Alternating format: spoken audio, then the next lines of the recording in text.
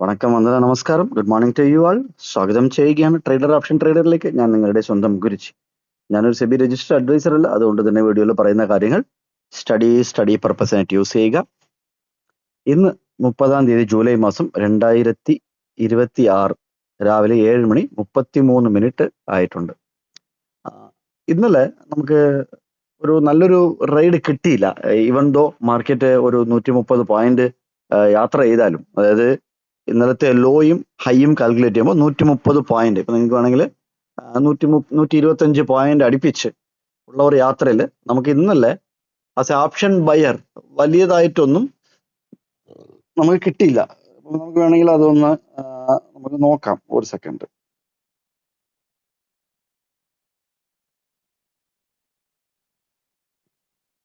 അതായത് ഈ ലോയും ഈ പറഞ്ഞേക്കുന്ന ലോയും ഇന്നലത്തെ ലോയും ഇന്നലത്തെ ഹൈയും 125 പോയിന്റിന്റെ ഒരു യാത്രയാണ് ഇന്നലെ നിഫ്റ്റി ഫ്യൂച്ചർ ചെയ്തത്. സ്പോട്ട് ആണെങ്കിൽ 130ഓളം പോയിന്റ് അടുപ്പിച്ച് ഉണ്ടായിരുന്നു. നമ്മൾ ലെവൽ പറഞ്ഞിരുന്നു 24,275 ഓഡ്സ് ഫോർ. രാവിലെ തന്നെ ഒരു 10:30 11 മണിയായപ്പോൾ തന്നെ വാട്സാപ്പ് ഗ്രൂപ്പിൽ നമ്മൾ പറഞ്ഞിരുന്നു ഇങ്ങനെയാണ് നമ്മൾ ഡിസ്കസ് ചെയ്യാറുണ്ട് അവിടെ ലൈവായിട്ട്. പറ്റുന്ന ദിവസങ്ങളിൽ ഒരു 90% ദിവസങ്ങളിലും അവിടെ ലൈവ് ഡിസ്കഷൻ ആ കമ്മ്യൂണിറ്റിയിൽ വാട്സാപ്പ് ഡിസ്കഷൻ നടക്കും. സ്റ്റഡി പർപ്പസിനാണ് നമ്മളത് ഡിസ്കസ് ചെയ്യുന്നത്. അവിടെ നിങ്ങൾക്ക് മനസ്സിലാക്കാൻ വേണ്ടിയിട്ടും കുറച്ച് കാര്യങ്ങൾ നിങ്ങൾക്ക് അനലൈസ് ചെയ്യാൻ വേണ്ടിയിട്ടുമാണ് നമ്മളവിടെ വാട്സാപ്പ് കമ്മ്യൂണിറ്റിയിൽ ഡിസ്കസ് ചെയ്യുന്നത്.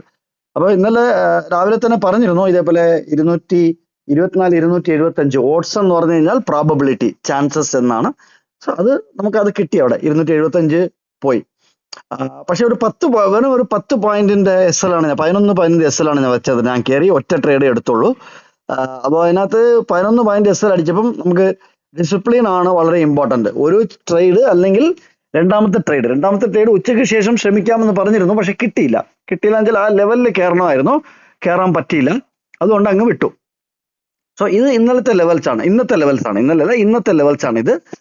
ഈ ലെവല് നിങ്ങൾ നോക്കി മാർക്ക് ചെയ്ത് വെക്കുക. മുകളിൽ 24,370 താഴെ 24,120.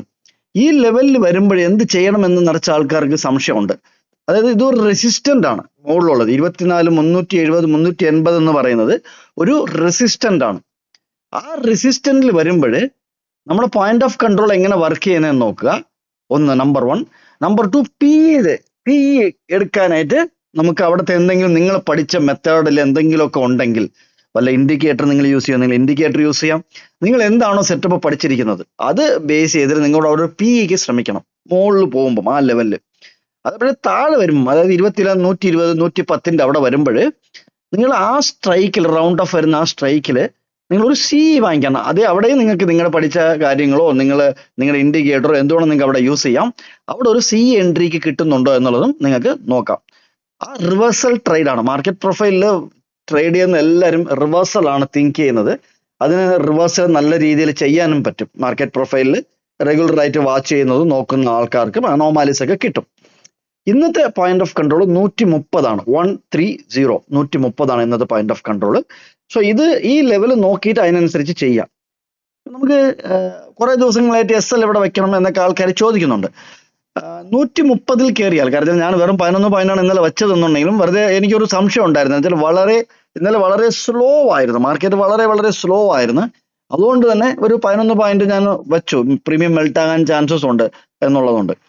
സോ നമുക്ക് 118 130 എന്ന് പറയുന്ന നമുക്ക് പോയിന്റ് ഓഫ് കൺട്രോൾ ഉണ്ടെങ്കിലും 118 എന്ന് പറയുന്ന ലെവൽ ഒരു സപ്പോർട്ടായിട്ട് കിട്ടും. പ്രീമിയമാണ് ഇതൊക്കെ പറയുന്നത്. പ്രീമിയമാണ്. കാളിന്റെ പ്രീമിയമോ പിയുടെ പ്രീമിയമോ നിങ്ങൾ നോക്കുക. 118 എന്ന് പറയുന്ന ആ ലെവല് നമുക്കൊരു സപ്പോർട്ടായിട്ട് കിട്ടും. 130 ആണ് നമ്മുടെ പോയിന്റ് ഓഫ് കൺട്രോൾ. സോ ഈ ലെവൽ നോക്കിയിട്ട് നിങ്ങൾക്ക് നല്ല എൻട്രികൾ കിട്ടട്ടെ എന്ന് വിശ്വസിക്കുകയാണ്. ഇന്ന് വ്യാഴാഴ്ചയാണ്. സെൻസെക്സിന്റെ എക്സ്പയറിയും കൂടെ ഉള്ള ദിവസമാണ്. നമ്മൾ അങ്ങനെ ഒന്നും ഡിസ്കസ് ചെയ്യാറില്ല. ആൾക്കാർ കുറേ ഡിസ്കസ് ചെയ്യും. നമുക്ക് എന്ത് ചെയ്യാൻ വെച്ചാൽ അങ്ങനെ കുറേ കാര്യങ്ങൾ നമ്മൾ ഡിസ്കസ് ചെയ്ത് കഴിഞ്ഞാൽ, നമ്മൾ മലയാളത്തിലൊരു ചൊല്ലുണ്ടല്ലോ, എന്താണ്, നിറച്ച ആൾക്കാർ തല്ലിയാൽ പാമ്പ് ചാവൂല എന്നൊക്കെ പറഞ്ഞ ഒരു പഴം ചൊല്ലുണ്ട് അല്ലെ. അതേപോലെ നമ്മൾ നിറച്ച് മണ്ടയിൽ കയറ്റിയാൽ നമ്മൾ എവിടെ കയറണം എവിടെ ഇറങ്ങണം എന്നുള്ളതൊക്കെ നമുക്ക് ഭയങ്കര സംശയമാവും. അതുകൊണ്ട് നിഫ്റ്റിയിലെ ചാർട്ട് മാത്രമേ നമ്മൾ നോക്കാറുള്ളൂ. നിഫ്റ്റിയിൽ അനോമാലിസും നിഫ്റ്റിയിലെ ലെവൽസ് മാത്രമേ നമ്മൾ നോക്കാറുള്ളൂ. സോ നിങ്ങൾക്ക് ഈ വീഡിയോ ഒക്കെ ഇഷ്ടപ്പെട്ട് കഴിഞ്ഞാൽ യൂട്യൂബിൽ നിങ്ങൾ ലൈക്ക് ചെയ്യുക, സബ്സ്ക്രൈബ് ചെയ്യുക, മാക്സിമം ഷെയർ ചെയ്യുക. കണ്ടതിൽ നന്ദി, നമസ്കാരം. Thank you very much.